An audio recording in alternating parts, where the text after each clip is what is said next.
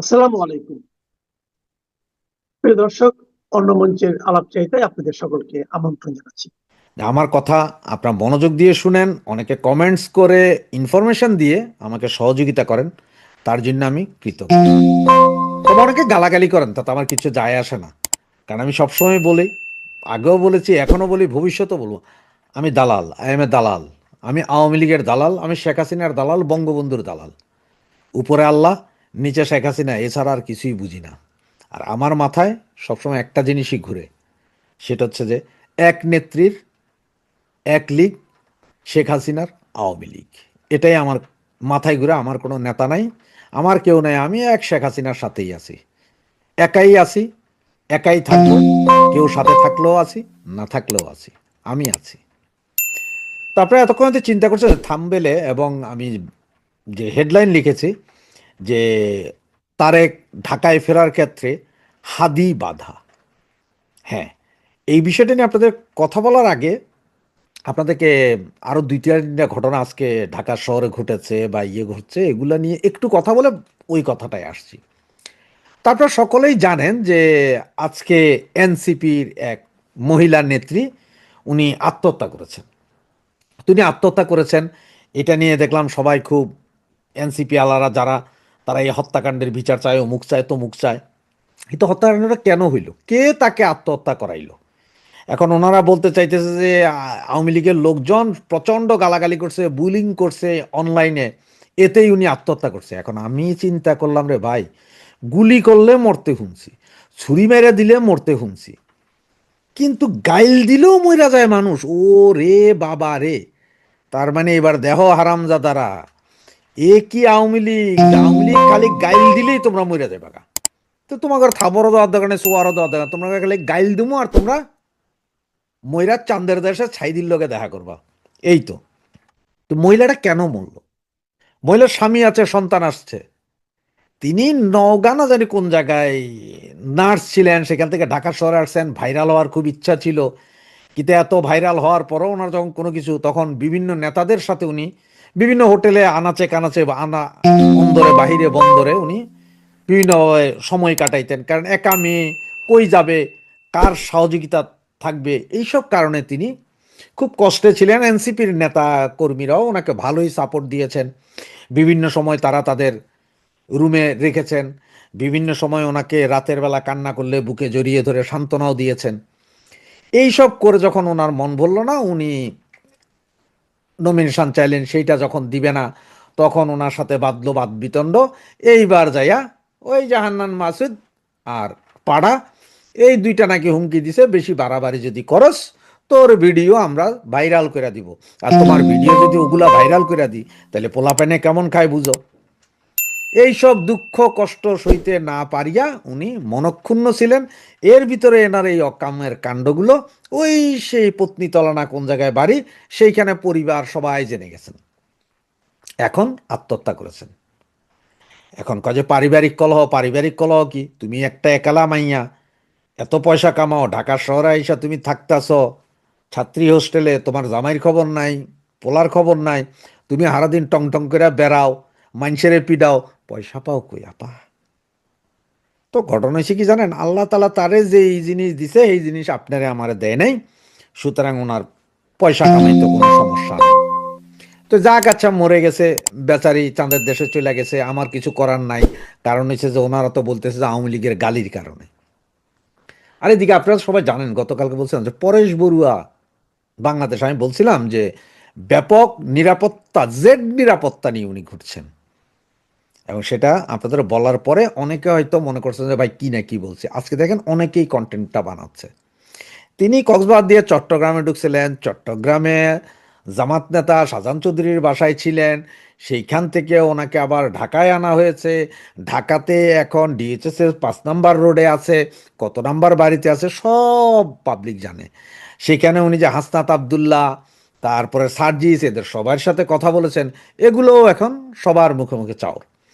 NCP এবং জামাতের মিলিত শক্তির সাথে উনি কথা বলছেন, ব্যারিস্টার ফুয়াদের সাথে কথা বলেছেন। যেহেতু উনি 14 বছরের সাজাপ্রাপ্ত আসামি, সুতরাং ওনাকে এখন আইনি সাপোর্ট দেওয়ার জন্য ব্যারিস্টার ফুয়াদ, শিশির মনির, এরা সকলে মিলে ব্যবস্থা করছেন। আর ওনার ছিল যাবজ্জীবন, মানে আমৃত্যু কারাদণ্ড। সেটাকে আপনার 14 বছরে এনেছে এই সরকার, এই ইন্ট্রিম সরকারের আমলে। এটা নিশ্চয় আপনারা সবাই জানেন। বাকি এখন হয়তো মামলাও উঠে যাবে, কারণ 10 টাকা অস্ত্রের তো হদিস নেই, এই মামলাও উঠে যাবে। তো এখন আসেন, কেন বললাম আমি যে হাদি প্রধান বাধা। দেখেন, তারেক জি আসতেছে না, মার অসুখ, অমুক অসুখ, তমুক অসুখ, প্রচুর কথাবার্তা হইল। কথাবার্তার পরে এক পর্যায়ে বিএনপির নেতারা বললেন যে ভারতও বাধা নয়, আমেরিকাও বাধা নয়, আবার সেনাপ্রধানও বাধা নয়, সেনাবাহিনীও বাধা নয়, তাহলে তারেকের বাধাটা কে? এইটা নিয়ে আমরা হই হই রই রই, কেউ বলেন পাসপোর্ট, কেউ বলেন রিফিউজি, ওই সেই। কিন্তু হঠাৎ করে 12 তারিখে যেই মাত্র তারেক এই হাদি কাকা গুলি খেলেন, 3 ঘন্টার ভিতরে চলে আসলো কি তারেক রহমান আসছেন 25 তারিখ। একটু মিলান, হ্যাঁ, মনে রাখেন 12 তারিখ হাদির গুলি খাইল 2টা 2:30টার সময়, 5:30টায় খবর সারা বাংলাদেশে একযোগে টিভিতে স্ক্রল হইল, তারেক জিয়া 25 তারিখ আসছেন ঢাকায়। তো এ একটা ডট। এর পরেরটা কি হলো?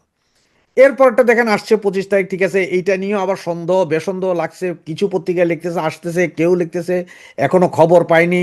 এদিকে বিএনপির নেতারা, লক্ষ লক্ষ নেতা টিকিট কেটে ফেলতেছেন এই সেই।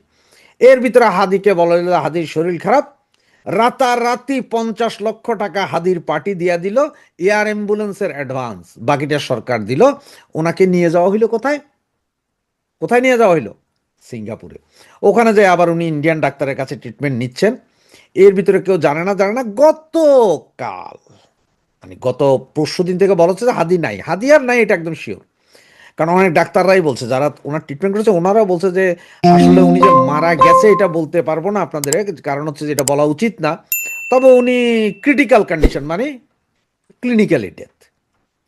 এরই ভিতরে গত পরশু দিন আমাদের তারেক ভাইয়া উনি নিজেই ঘোষণা দিয়ে দিলেন যে আমি 25 তারিখ আসছি। তার মানে কি? 12 তারিখ গুলি খাওয়ার পরে সবাই বলল যে তারেক ভাইয়া আসছে।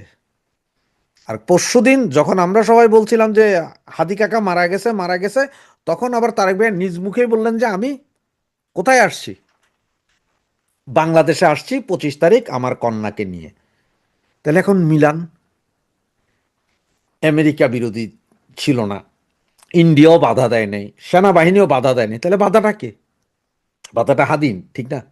আপনার কি মনে হয়? কারণ হাদি গুলি খাওয়ার পরে কইছে যে আমি আমু। হাদি এখন মইরা যাওয়ার কথা শুনে কয় যে আমি তো ঢাকা আসতেই নামবো 25 তারিখ। তাহলে মিলে দুয়ে দুয়ে চার মিলে, যে তার মানে হাদি বাধা। কারণ হচ্ছে হাদি তো প্রচুর কথা কইছে, হাদি তো বেইজ্জতি করতে কাউরে ছাড়ে নাই, নোংরা ভাষায় কথা কইতে তো ছাড়ে নাই।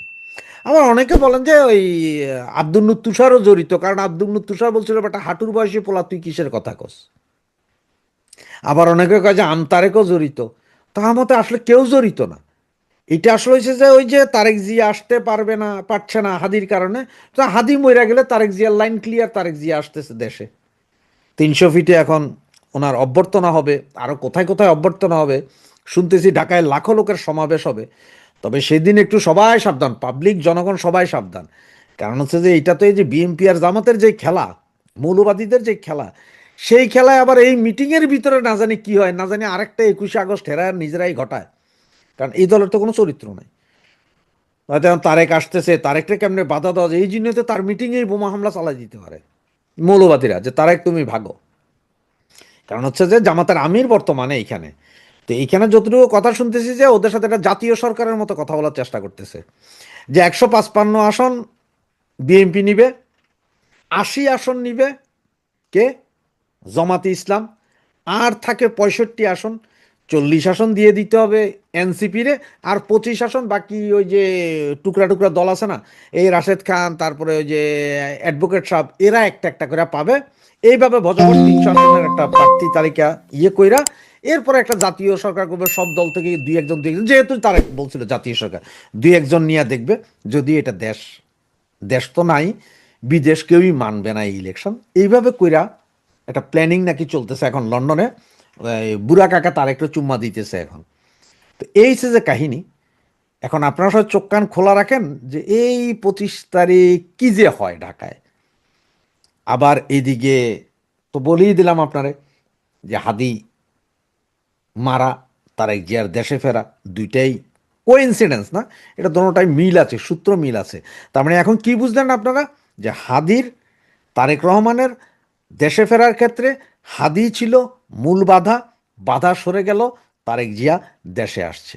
তাহলে কোনো একটা পক্ষকে একটা হিংসার পরিবেশ বজায় রাখবার জন্যে তরুণ একদল নেতা নেত্রী সৃষ্টি করছেন, যারা বিভিন্ন জায়গায় ভাঙচুর, মারামারি, হানাহানিতে লিপ্ত হচ্ছেন, একদলের ভীষণ প্রিয় হয়ে উঠছেন, বিপ্লবের প্রতিচ্ছবি হয়ে উঠছেন, আরেক দলের কাছে হিংসা হানাহানির কেন্দ্র হয়ে উঠছেন, ঘৃণ্য হয়ে উঠছেন, এবং সে কারণে তাদের মৃত্যুর ঘটনা যখন আলোড়ন সৃষ্টি করছে বা তাদেরকে হত্যা প্রচেষ্টা যখন আলোড়ন সৃষ্টি করছে, তখন একদল বলছেন এটা আওয়ামী লীগের প্রতিশোধ, একদল বলছেন প্রকৃতির বিচার, আরেক দল বলছেন এই হত্যা প্রচেষ্টা বা এই হত্যার প্রতিশোধও তারা নিয়ে ছাড়বেন। বাংলাদেশে ওসমান হাদিকে হত্যা প্রচেষ্টার এক সপ্তাহ পেরোনোর আগেই জাতীয় নাগরিক পার্টি এনসিপির এক নেত্রীর ঝুলন্ত মরদেহ উদ্ধার করা হয়েছে রাজধানীর জিগাতলার একটা ছাত্রী হোস্টেল থেকে। যেই নেত্রীর লাশ পাওয়া গেছে তার নাম জান্নাতারা রুমি, তার বয়স 30 বছর। জান্নাতারা রুমি ধানমন্ডি থানা এনসিপির যুগ্ম সমন্বয়কারী ছিলেন বলে সংবাদ মাধ্যমগুলো খবর দিচ্ছে।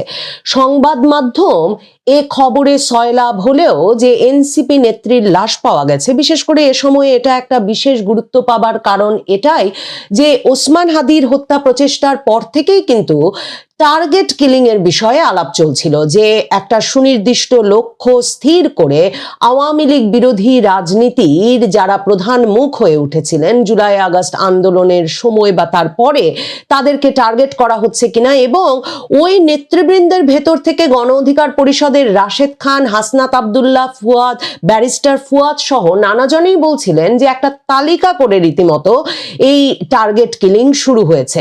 কাজেই স্বাভাবিকভাবেই জাতীয় নাগরিক পার্টির ধানমন্ডি থানার এই নেত্রীর এই লাশ পাওয়ার ঘটনাটি সংবাদ মাধ্যমে ব্যাপক গুরুত্ব পেয়েছে। সংবাদ মাধ্যমে এই ঘটনাটি আরো আরেকটি যে কারণে গুরুত্ব পেয়েছে সেটা হচ্ছে এই নেত্রী জান্নাতারা রুমি আলোচনায় এসেছিলেন, এবং তিনি যে এনসিপি নেত্রী সেটা জানা গিয়েছিল যখন গত 13ই নভেম্বর, মাত্র মাসখানেকের কিছু বেশি সময় আগে, যখন আওয়ামী লীগের লকডাউন কার্যক্রম চলছিল এবং তিনি লাঠি হাতে দাঁড়িয়েছিলেন ধানমন্ডি 32 নম্বরের সামনে, যে 32 নম্বরে কোনো আওয়ামী লীগের নেতা কর্মী সমর্থককে দেখা যায় কিনা, এবং তারপর এক গৃহিণী সালমা ইসলাম তিনি ধানমন্ডি 32 নম্বরের সামনে এসে জয় বাংলা স্লোগান দিয়েছেন।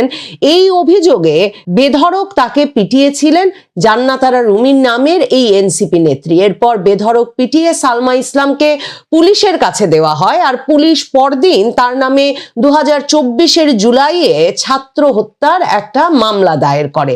তো জান্নাতারা রুমিকে নাকি এর পর থেকে এমন সাইবার বুলিং এবং হ্যারাসমেন্টের শিকার হতে হচ্ছিল আওয়ামী লীগের কর্মী সমর্থকদের দ্বারা, যে এখন এমন অভিযোগও উঠছে যে সেই হ্যারাসমেন্ট, সেই সাইবার নির্যাতনের শিকার হয়েই একসময় আত্মহত্যার পথ বেছে নিলেন কিনা জান্নাতারা রুমি।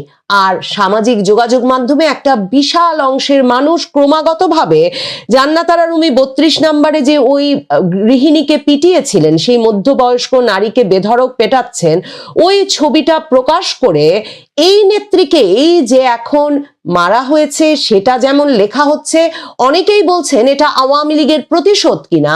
ধানমন্ডি 32 নম্বরের সামনে দাঁড়িয়ে একজন জয় বাংলা স্লোগান দিয়েছিলেন, তাকে পিটিয়ে পুলিশের কাছে দেওয়ার সাহস করেছিলেন জান্নাতারা রুমি, সেজন্যই তাকে আজকে মরতে হলো কিনা। আমরা জান্নাতারা রুমির একটা ক্লিপ এই মুহূর্তে ভাসছে সামাজিক যোগাযোগ মাধ্যমে, যেই ক্লিপে তিনি নভেম্বরের 13 তারিখ কথা বলেছিলেন যে ঠিক কি কারণে তিনি লাঠি হাতে ধানমন্ডি 32-এর সামনে দাঁড়িয়েছিলেন। সেই মহিলা এসে জয় বাংলা স্লোগান করেছে, জয় বাংলা, এবং উত্তপ্ত করার চেষ্টা করেছে সাধারণ জনগণকে। আমি চেষ্টা করেছিলাম তাকে আঘাত করার, বা আঘাত করার কোনো সুযোগ পাইনি। আমার মনের রাগ থেকে আমি চেষ্টা করেছিলাম, তবে কোনো রকম আঘাত তাকে করা হয়নি। সে পুলিশ প্রশাসন তাকে প্রোটেক্ট করে নিয়ে চলে গেছে। জান্নাতারা রুমি নওগাঁর মেয়ে, কবে তিনি ঢাকায় এলেন আর কবে তিনি জাতীয় নাগরিক পার্টির নেত্রী বনে গেলেন এবং কবেই বা তিনি সিদ্ধান্ত নিলেন যে তাকে লাঠি হাতে ধানমন্ডি 32-এর সামনে দাঁড়িয়ে থাকতে হবে এবং কেউ জয় বাংলা স্লোগান দিয়ে পরিস্থিতি উত্তপ্ত করার চেষ্টা করলেই তাকেই আইন হাতে তুলে নিতে হবে এবং সেই ব্যক্তিকে পেটাতে হবে, সেটা কিন্তু একটা বড় প্রশ্ন। মানে এই নেত্রী কবে থেকে জাতীয় নাগরিক পার্টির নেত্রী হয়ে উঠলেন?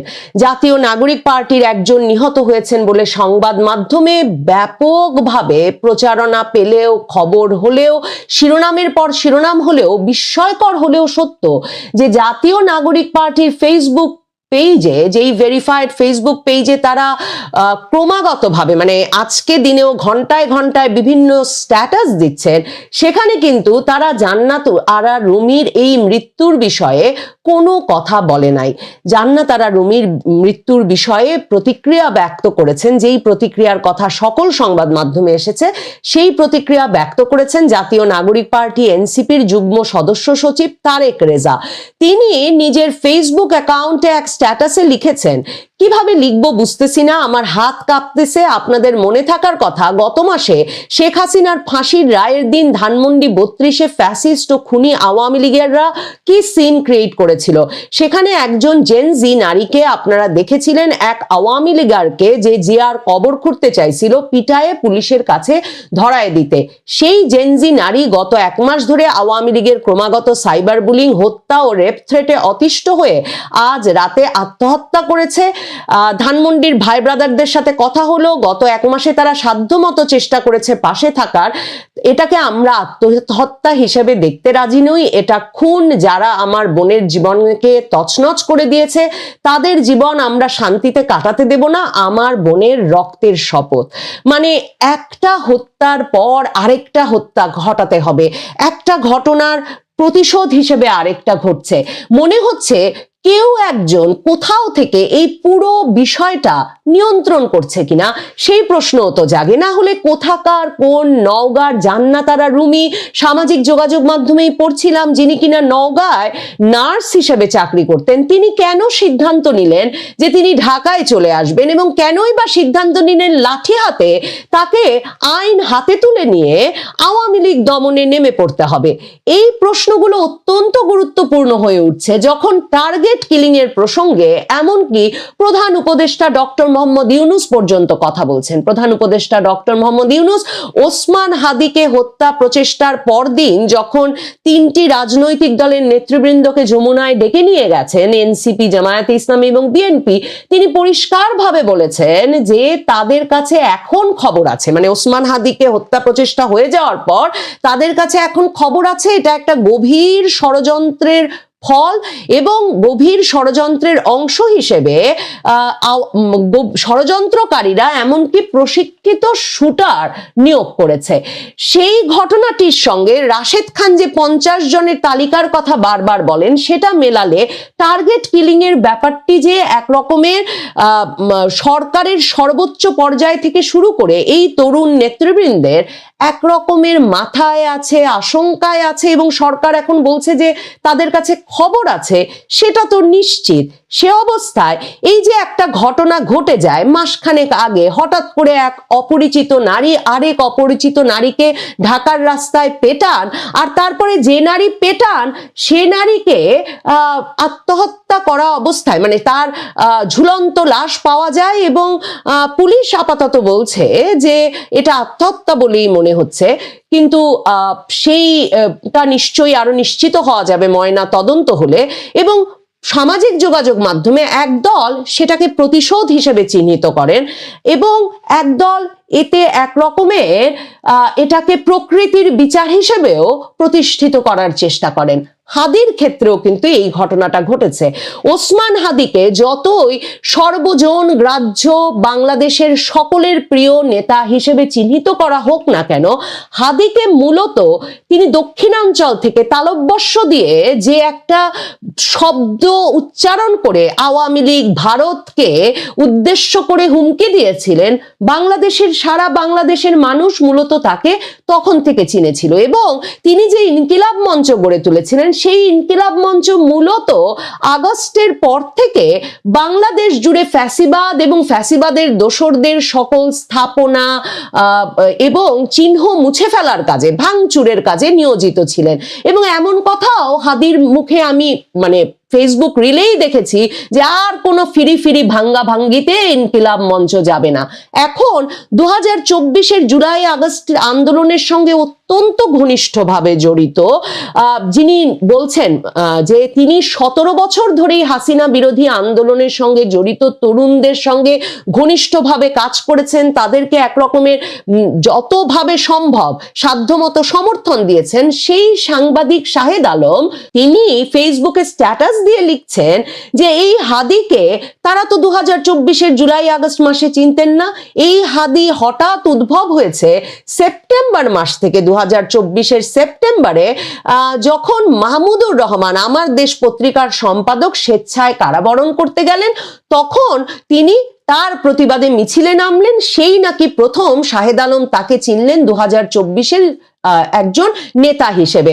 শাহেদ আলমের পেজে গেলে দেখা যাচ্ছে আরো অনেকে সেখানে লিখছেন 2024-এর নভেম্বরে আগে তারা এই ওসমান হাদিকে চিনতেন না। তাহলে কোনো একটা পক্ষ কি একটা হিংসার পরিবেশ বজায় রাখবার জন্যে তরুণ একদল নেতা নেত্রী সৃষ্টি করছেন, যারা বিভিন্ন জায়গায় ভাঙচুর, মারামারি, হানাহানিতে লিপ্ত হচ্ছেন, এক দলের ভীষণ প্রিয় হয়ে উঠছেন, বিপ্লবের প্রতিচ্ছবি হয়ে উঠছেন, আরেক দলের কাছে হিংসা হানাহানির কেন্দ্র হয়ে উঠছেন, ঘৃণ্য হয়ে উঠছেন, এবং সে কারণে তাদের মৃত্যুর ঘটনা যখন আলোড়ন সৃষ্টি করছে বা তাদেরকে হত্যা প্রচেষ্টা যখন আলোড়ন সৃষ্টি করছে, তখন একদল বলছেন এটা আওয়ামী লীগের প্রতিশোধ, একদল বলছেন প্রকৃতির বিচার, আরেক দল বলছেন এই হত্যা প্রচেষ্টা বা এই হত্যার প্রতিশোধও তারা নিয়ে ছাড়বেন।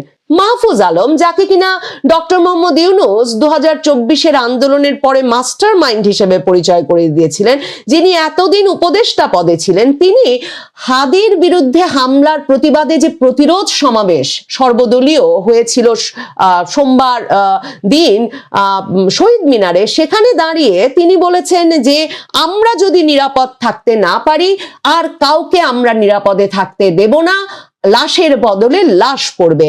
তার মানে এই যে লাশের বদলে লাশ পড়ার প্রক্রিয়াটা, সেটা কেউ চালু রাখতে চাইছেন। এই তরুণেরা কারা, কবে থেকে এরা বাংলাদেশে আলোচিত হলেন, কি কারণে আলোচনায় এলেন, কারা তাদেরকে বলছে লাঠি হাতে রাজপথে দাঁড়িয়ে থাকতে হবে আরেকজনকে পেটাতে? যেই জান্নাতারা রুমি এখন মৃত্যুর পর জানা যাচ্ছে একটা বেসরকারি প্রতিষ্ঠানে ঢাকাতেও সম্ভবত কাজ করছেন, তিনি কেন তিনি দাঁড়িয়ে থাকলেন লাঠি হাতে, কার নির্দেশনায়? এবং তারপর এমন একটা দুঃখজনক মৃত্যুর শিকার হতে হলো তাকে। আমার মনে হয় টার্গেট কিলিং এর সম্ভাবনা, প্রতিশোধ, এই হত্যার প্রতিশোধ নেব, ওই হত্যার বদলা নেব, এই লাঠি পেটার বদলা নেব, ওই আগুন দেওয়ার বদলা নেব, ওই ভাঙচুরের বদলা নেব, এই সব রকম বদলার মধ্যে সত্যি মাহফুজ আলম যেটা বলেছেন সে স্বপ্ন পূরণ হয়ে গেছে। মানে লাশের বদলে লাশের বাংলাদেশ সত্যিকার অর্থেই একরকম প্রতিষ্ঠিত হয়েছে।